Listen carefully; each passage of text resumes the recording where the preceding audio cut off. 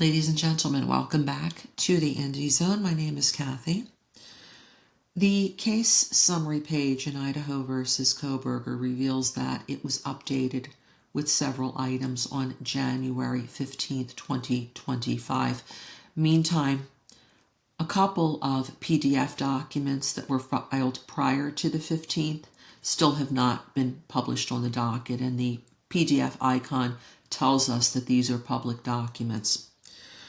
Let's go back to the issue of the case summary page.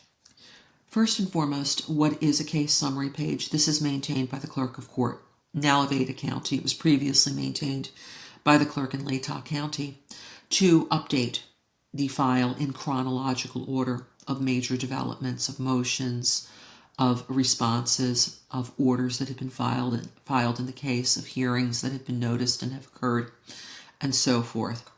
You can review this very long document if you go to the Idaho cases of judicial interest, follow this link that I've provided here, scroll down to Idaho versus Kohberger. It is the first item under the case style of Idaho versus Kohberger. Click on it, and if you go down to January of 2025, you will see that a stipulated motion for the entry of some type of a protective order was filed by the parties. It still has not appeared on the public docket. There is also a filing that was submitted by one of the parties, again very ambiguous on the case summary page of who it is, requesting that the hearing on the motion to suppress relative to the IGG evidence be open to the public, and all of the filings that are currently unsealed relative to the motion to suppress also be open to the public and be unsealed. That document, which is a PDF, still does not appear on the public docket. Conversely, multiple items now are under seal. There has been a protective order that Judge Hippler entered. That is under seal. There has been a hearing that has been scheduled relative to a notice of hearing that will occur just before the motions to suppress hearing, which are scheduled to occur on the 23rd of January, 2025. I've voiced this concern since the beginning of the case. The secrecy of the case. These hearings that continue to be held behind closed doors that the public has no notice of.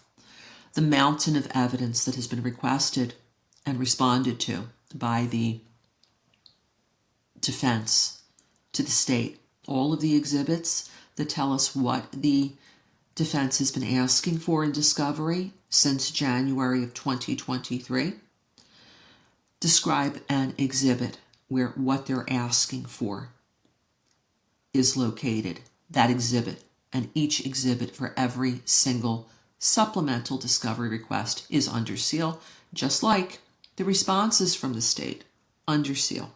About the only thing that the parties who have been at heads, who have argued aggressively their respective points versus each other, including, for example, change of venue, which took 9 months to resolve.